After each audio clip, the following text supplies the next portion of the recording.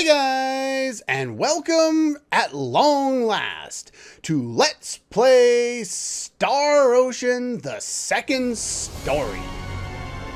Yeah, I've been working on this one for way too long. I actually did 2 full test runs for this LP, and I really want to get into it. But before we do that, there are a number of things I want to talk about, because this is going to be different. Like I said, I did 2 separate test runs because there are 2 different paths. And because there are 2 different paths, we'll just go through this real quick here. Yes, there are 2 separate main characters. Now, these basically follow the same storyline, but they approach it from a different perspective. So I'm not spoiling anything. We'll find this out 10 minutes into the plot, but these 2 characters are part of the same party, and we will get to learn about both of them in both paths. However, like I said, the perspective is different. With Claude's path, and I'm going to call him Claude, there is an anime for this game. From what I remember, it's not quite as bad as the Xenosaga anime was, but I haven't seen that in, oh bloody hell, forever ago, so I can't remember. I don't remember it being very good, but specifically in that anime, they refer to him as Claude. I guess that would be the correct French pronunciation of the name, but the way that they dub this one is anytime you hear him, it's either Crod, like C-R-A-W-D, or Claude. And the reason for that, I guess, is in Japanese, the R and the L are not really distinguishable. They kind of roll together, kind of like a Spanish R, I guess, or an L, or I don't know. I don't know Spanish, but I know a little bit about Japanese, enough to be able to tell you that. So that's kind of the reason for it. I guess they didn't go back and retranslate them after they used kind of Crod as a placeholder while they figured out how they were going to translate it, and then they translated it and they didn't go back and fix a lot of the voice clips. Speaking of which, before continuing on with these 2 paths, we need to figure something else out. Well, I know I'm kind of jumping around a little bit, but the voice collection. Now, the voice collection is basically this game's idea of battle trophies. Now listen, pretty loud, but that is I guess, this little sound effect that tells you that you've done something by doing the voice collection. Now, what the voice collection is basically anytime you hear a battle idea or a battle phrase by any of the characters, it will be saved to your memory card, and once you collect all like 1,200 of these damn things, then you get all the different rewards. Now, I've activated 2 specific ones for this LP. Just so you kind of have an idea, you use your D-pad, you roll around, you press the button, hit it, and it'll do a thing. Now, this is the point where we start talking about glitches already. I know. If you press the X button, which is your main button, this is a PlayStation title, and over at the same time, let's just do the normal one first. Hit it! Yeah! But you can actually hear the voices of the things, the ones in green there and black, that normally you wouldn't be able to hear. Now, this doesn't mean anything, but it's a glitch. I figure I might as well mention it. If you collect, I think it's 50% of the voices, which I believe I'm just right at there, then you have access to different difficulty modes. 2 of them, in fact. I'm not really going to go into too much detail about it, just because I haven't done any of my test runs on it. But the idea with the little voice clip thing there in terms of glitches is it doesn't matter at all. But I figured I might as well mention it since I was going to go into there and unlock different things. Now, this is the the original PlayStation version of the game. It's been remade on PSP, and that version got a retranslation. That's one of the things about this particular version of the game that really isn't all that great. The translation was kind of hit and miss, as I was talking about a moment ago. And yeah, so because it's kind of hit and miss, I don't know, a lot of things are translated weird, and a lot of the dialogue and the character interactions are kind of weird in this game. And that leads into another point. Private actions are ways, like in the first Star Ocean game, which I've also done an LP for, as well as Star Ocean 3. I'll leave links in the video description. But in the first game, we had private actions as well. They didn't really identify them as private actions in the third one, but they were there. And what they would do is they'd split up your party. When you'd go into a town, you'd be able to talk to different people. That is where the vast majority of the character dialogue and the characterization of these characters actually happens. Very little of it actually happens in the main story. For these two it does, but any of the side characters do not get that. Now the reason why I'm hanging on this point is because I really need to talk about the fact that I wanted to do both these paths, but I don't want to show all of the repeat stuff. Now, in order to do that, I wanted to blend the two paths together, either in one video or in separate videos, just to show off the different aspects, the different dialogue, the different feel of it. And talking to some of you guys in comments, I've found that one of the things I wanted to do, and just to bring the whole idea together, is something that may, in fact, put less emphasis on the distinction between the two paths. Now, the way I've thought about it is I don't really care about the distinction between the paths, but I want the distinction between the characters. So what I'll end up doing is we're going to do this all in a single playlist to make sure everything's really easy to find. But anytime I switch between the different perspectives, the different paths, I will probably either mention it verbally, or I will at least put something on the screen that tells you we're a different character today. That being said, I will be spending the majority of the time on one path. Which one will that be? It will be Claude's path. Now, the reason for this is because Claude gives you the better overarching story of what's going on in this world. Rena, or I think they call her Rena in the anime, and probably in the other one, technically it should be Rena, now that I think about it, but I always called her Rena, so I'm probably going to do that most of the time in this LP. But if my pronunciations bother you, you feel free to tell me in the comments. I realize that a lot of the time they're wrong. I can't pronounce anything. We all know this by now.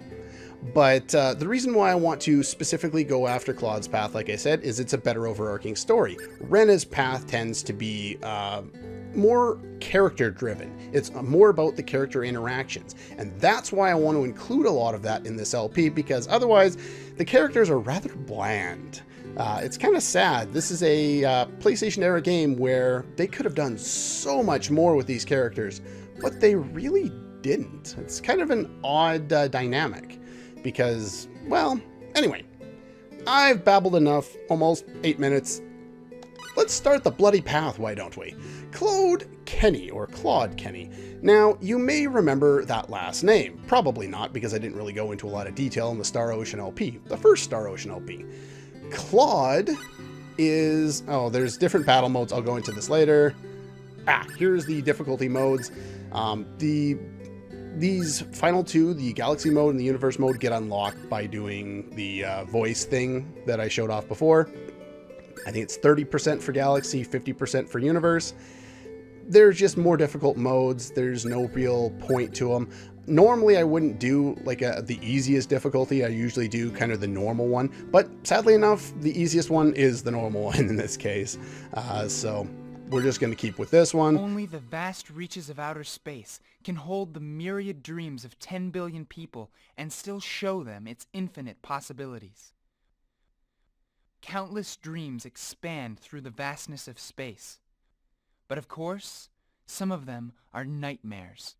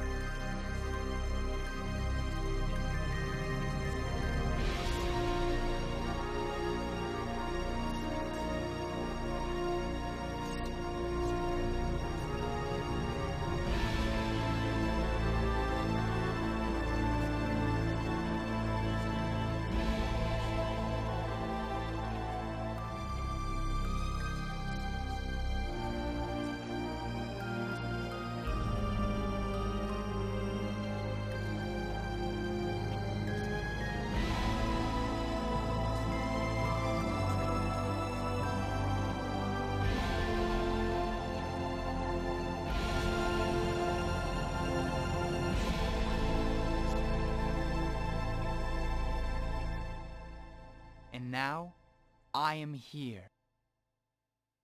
Yes, that is Claude's voice. It's not anything outstanding, but it's there.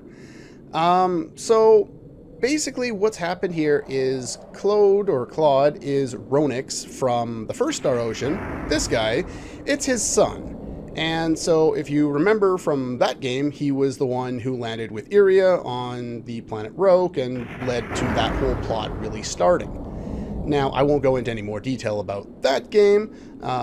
I will also use this opportunity to mention that I don't want any spoilers for this game or any other game really in the comments. That would be appreciated. Though because there are character paths in this game, I will allow talking about character names and stuff like that and who I'm going to recruit. It's not like in this game, like other games where you fight a character who eventually joins your party. I hate when people try and spoil that. It's like, oh yeah, we get this character. You do realize we fought him in the last episode, right? No? Anyway, that's just one of my little pet peeves. But anyway, the idea here is we're on an away mission because it's a Star Ocean game and we're on a ship and all this other stuff. But the idea here is that we're here looking for waves or something. I don't really know. We don't really deal a lot with this. So our hero here has made it to the class of Ensign, which if you remember your Star Trek means he's the lowest of the accepted ranks. And his father gives us an awesome phase gun, which I don't think I can actually look at in my menu right now. He seems kind of nervous.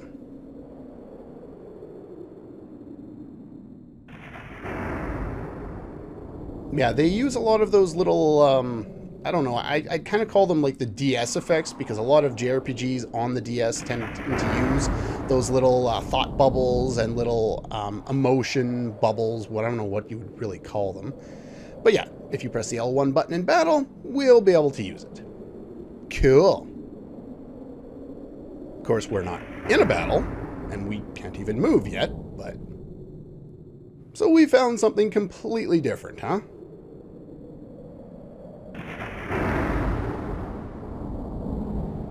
So yeah, basically we've arrived on a planet, we're on an away mission, and our hero is an ensign in the Federation military.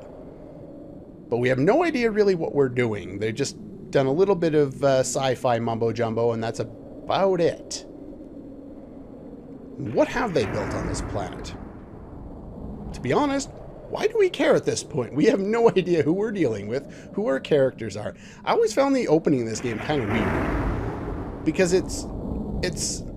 If you think back to previous Star Ocean games and then future Star Ocean games as well, we're just kind of put in this situation where we don't know any of these characters really. We know Ronix, but he's not really doing anything like he did in the previous game.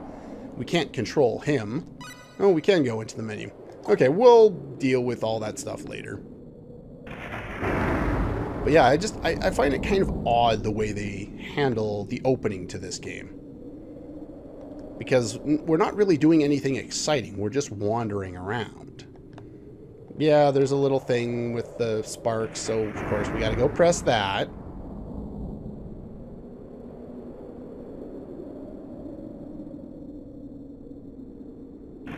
What have we found here? The only thing that looks like a pedestal that might open the door in the area.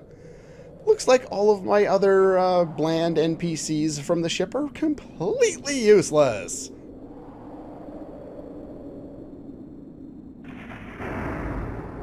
Really? You don't say. I'm confused. That would probably get us somewhere.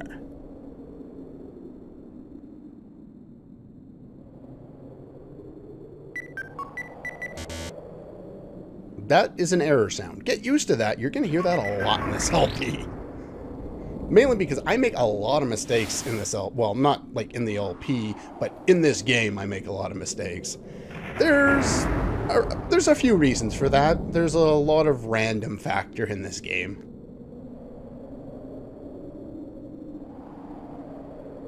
Anyway, I will be going over pretty much, you know, anything I want to get, all the treasure, just like I do in any LP. I'm going to show off a lot of the different abilities, even though most of them aren't particularly useful. But other than that, yeah, there's not a lot that I'm going to do in this LP that I wouldn't do in any other LP. So if you've watched any of my previous ones, you have an idea of what to expect. The only different aspect is showing off multiple paths. And kind of bear with me as I go through this, because I'm going to try some editing choices that I haven't... that's a save point, by the way. Yes, it's a save point. It doesn't automatically heal you. So it's not particularly, you know, it's not a good save point. It's just a save point. But yeah, I'm going to try some different editing techniques in order to try and fit the paths together in the same video. So I may or may not continue them going forward, but I'm going to try some new things. So bear with me. If you don't like it, let me know. If you do like it, let me know, and I'll keep going with it or throw it to the side, depending on, you know, what you guys think.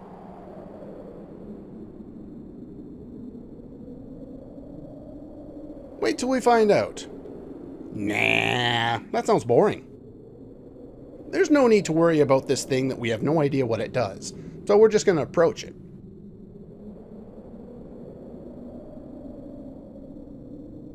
That is a direct order, buddy, and I'm not controlling him anymore. He chooses what he wants to do.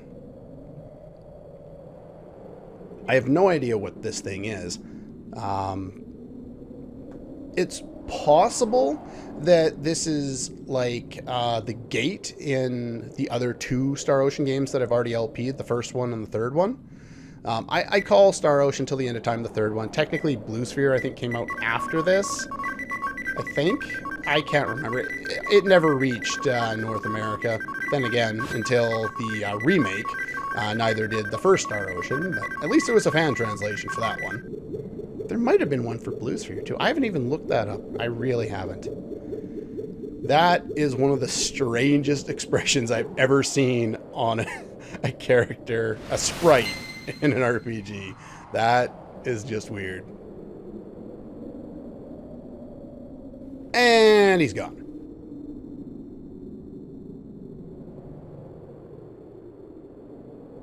Yeah, I don't think you want to get close to that too. We're going to turn this into a Chrono Trigger situation here.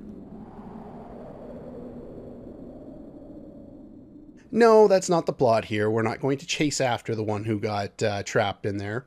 Instead, we're going to do something a little different. This time, we're not going to focus on Ronix. We're going to focus on Claude. Now, I'm going to let this play out for a sec.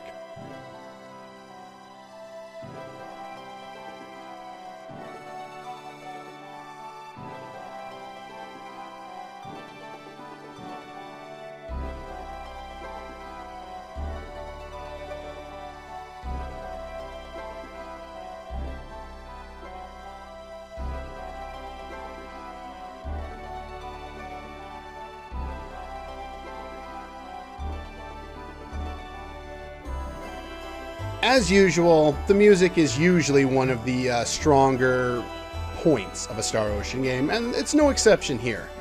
In fact, after I played each of the first three games the first time, Star Ocean Second Story, or Star Ocean 2, was my favorite of the three games. But, I don't know, Star Ocean Till the End of Time is like Final Fantasy IX in a way. I like both of those games more and more the more I play them. Star Ocean 2 is actually the opposite. I liked this game more the first time I played it than I do now. It's not that I hate the game or anything like that. It's just I noticed more nitpicky things about this game this time around, doing my test runs, than I did during my first playthrough when I was a kid. So let's see how this game holds up, though.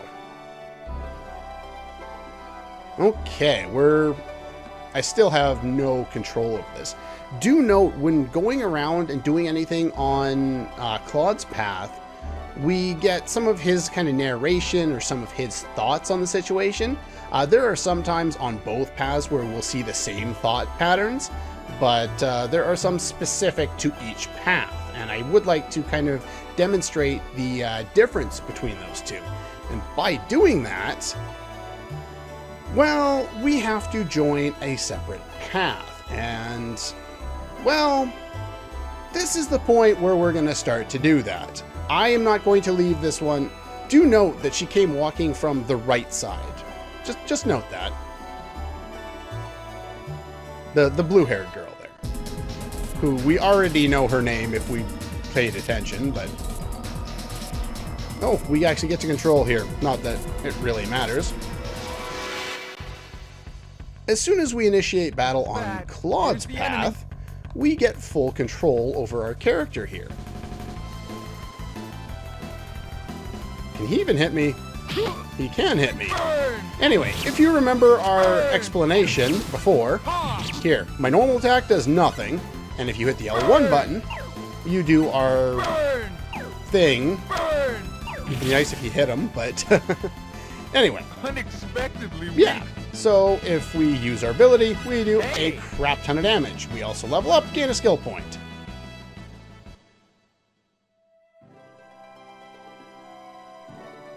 Well, looks like you saved the girl just in time, buddy.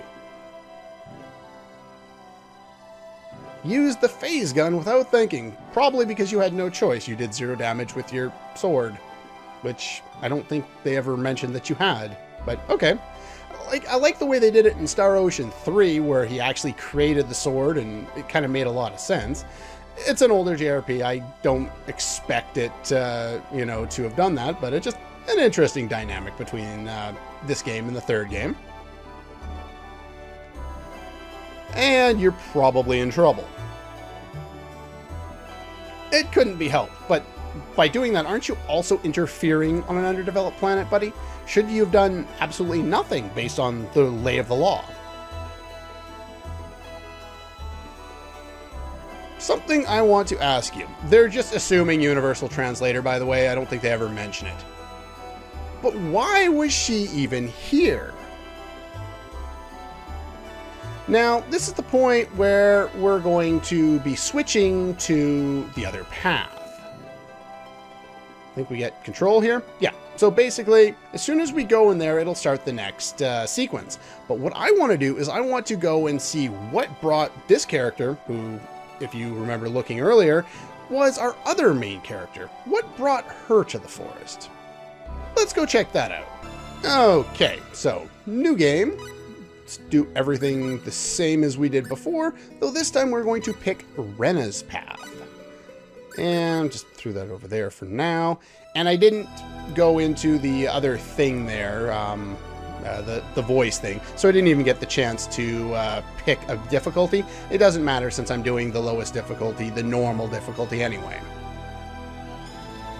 This one is a wee bit more colorful than Claude's opening, though it does miss on the voice dialogue. Whether that's for good or ill, I'll leave that up to you.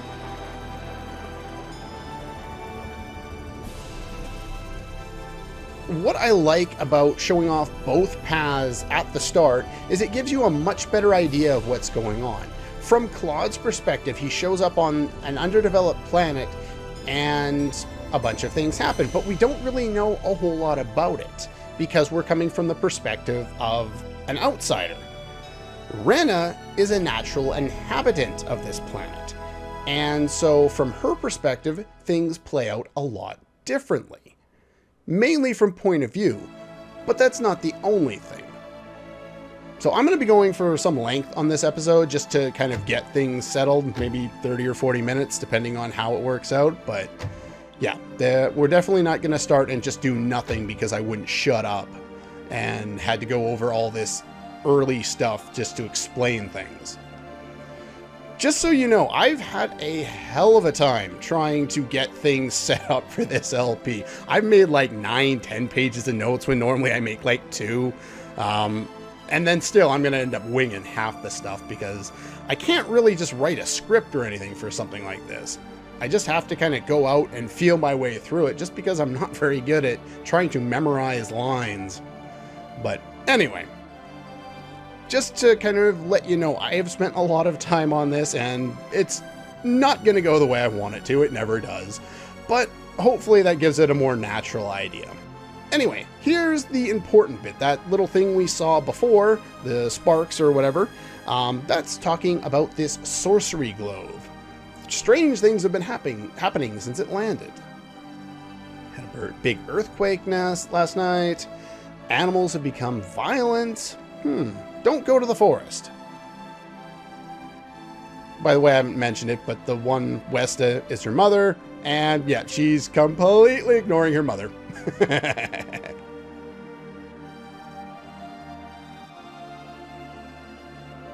Really loves the Shingo Forest.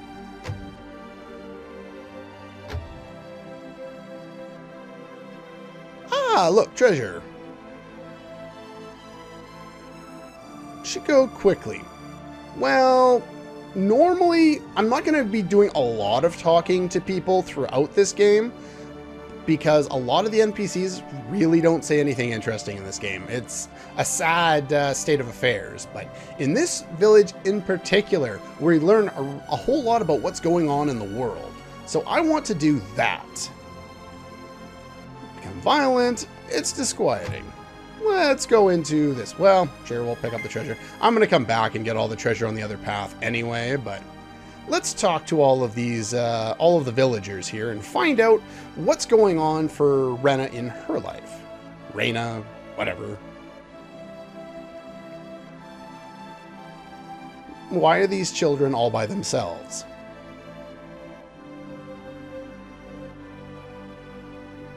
Well, isn't that nice of you?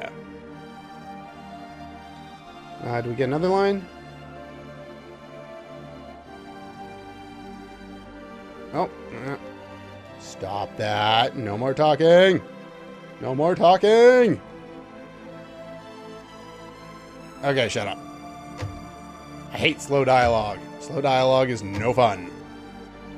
And here is the house of the mayor, and I don't believe the mayor is home, but his maid is. So, yeah. I don't think there's much else we can do here. There's a balcony out there. We'll go into more detail about where things are and get all the treasure and stuff. If I walk by it, I'll get the treasure. If not, I'm not going to worry about it. I'll try not to. Yeah, a lot of the NPCs have dialogue just like this. Okay, you're not helping me very much. Alright. Resurrection bottle does what you think it does. Money does, or fall is the type of money we have in this game. If you haven't equipped anything by yourself, the equipment wizard will be activated, and so it'll just give you a new piece of equipment and it'll automatically equip it. But as soon as you go and equip anything by yourself, then it turns it off. It'll be off for most of the game because we want to move around our equipment quite a bit. Not going to go do any shopping, just figured I'd talk to everybody. Once we talk to everybody and kind of learn about what's going on here, no fun at all. Man, things must have really been changing.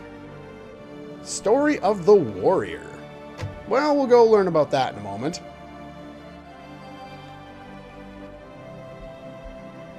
This is the house of the newlywed couple, by the way. We'll be coming back there later. And hello. Starting to happen more and more often, are they? Too hard to understand, huh? Well, let's talk to him and learn about the Warrior of Legend.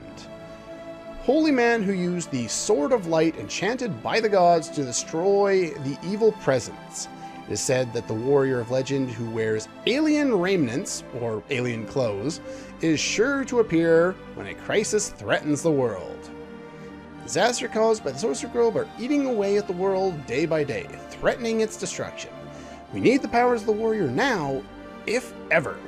Kind of a strange way of putting it, but God is certainly trying our fate. Fate, whatever. I can speak. Honestly, I can. Yeah, let's go to the forest. One of my favorite songs in the entire game, actually, is the theme in this forest, so. Anyway, the reason why I mentioned the direction with which Rena was walking on Claude's path has something to do with what happens when we go into the forest now. Maybe I'll go in a little deeper. You're at the start of the forest. Literally, like 4 steps out. But yeah, apparently the second of 2 screens is deep in the forest today.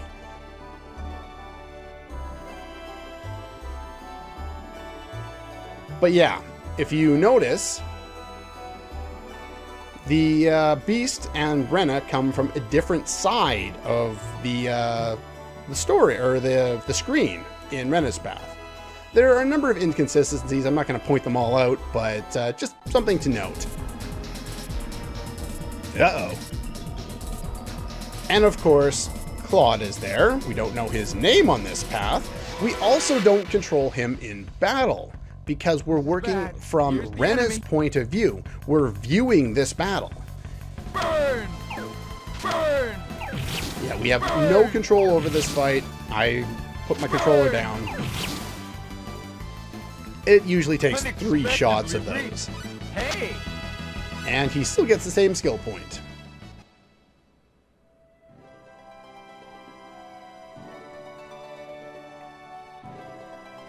But as you can see, the thoughts, which tend to not be in dialogue form, sometimes they are, but those strange clothes and the light killed the monster in a flash. Now, considering what we've learned in the past 3 or 4 minutes about this warrior of light, what do you think she sees?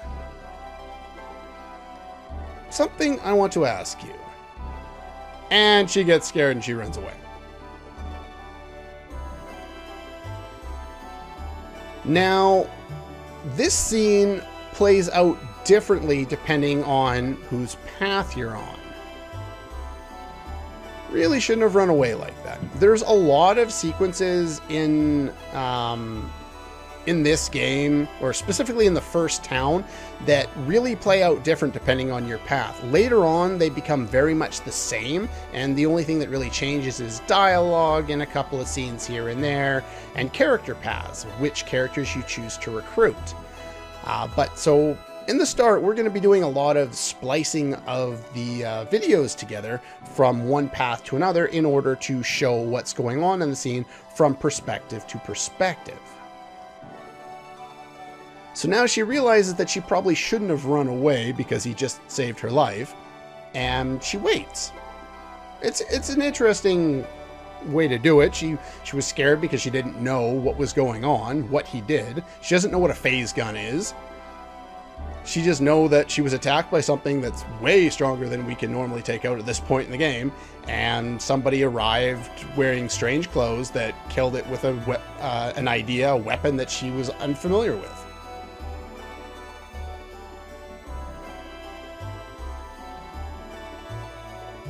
Usually the dialogue between the 2 characters will be the same. In this scene, it'll be the same on both paths. The only thing different will be the thought bubbles, or in this case, I guess the thought text, since it's not in bubbles.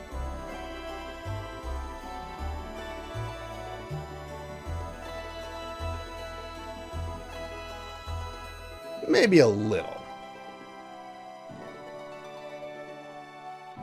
Don't worry about it.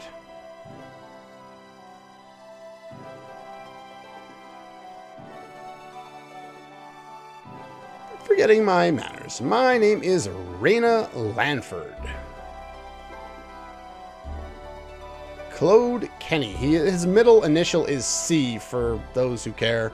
I don't know why that matters, but they put it in there. I don't know what his middle name actually is, but the middle initial is C.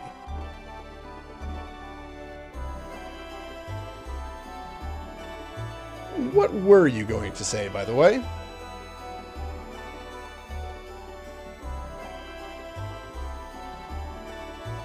Where are we? Now, if you think about this from Rena's perspective, you're walking around and you don't know where you are. Wait, what? How does that make any sense? From Claude's perspective, he got teleported or warped from who knows where to who knows where. He's from Earth. This leads into something really stupid. Okay. she doesn't understand the concept of Earth, but earlier on in this episode, they were mentioning earthquakes. Wait, what? I never understood why they do this in, like, video games, anime, whatever. It's like, we're on a different planet. We call it an earthquake. Someone from Earth comes there and we don't know what Earth is. Okay, if you don't want to understand what Earth is, that's fine.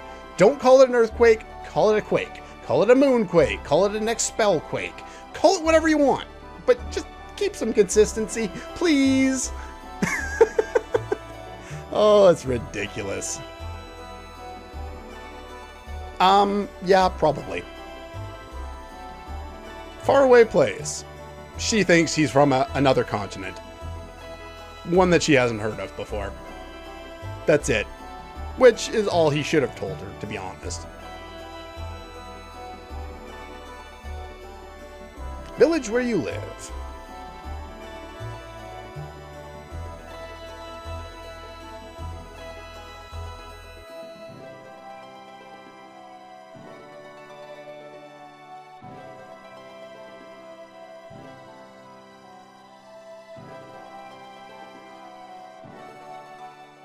Okay. Now that we've arrived in town, as long as she'll stop talking,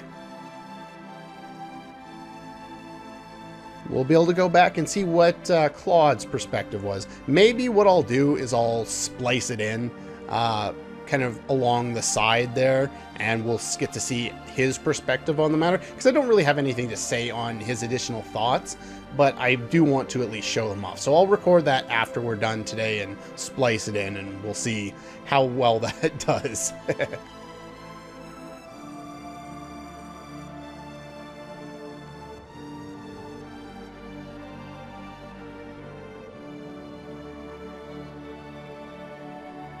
Would you mind showing me around the village? Sure, why not? Now, I believe this showing around the village doesn't happen on both perspectives, or if it does, it happens at a different point. Like, you know, after another event, then we get to do it instead. So it doesn't really matter either way, but we will show it off on one of the paths for sure. Anyway, that's pretty much all for the introductory episode to Let's Play Star Ocean Second Story. Next time, we will continue on with both paths and move through things and try and find out what's going on from both sides of the equation. See how Claude handles being on an unknown planet, and how Rena deals with this mysterious savior that she's just met. That's all for this one, and I'll see you guys next time.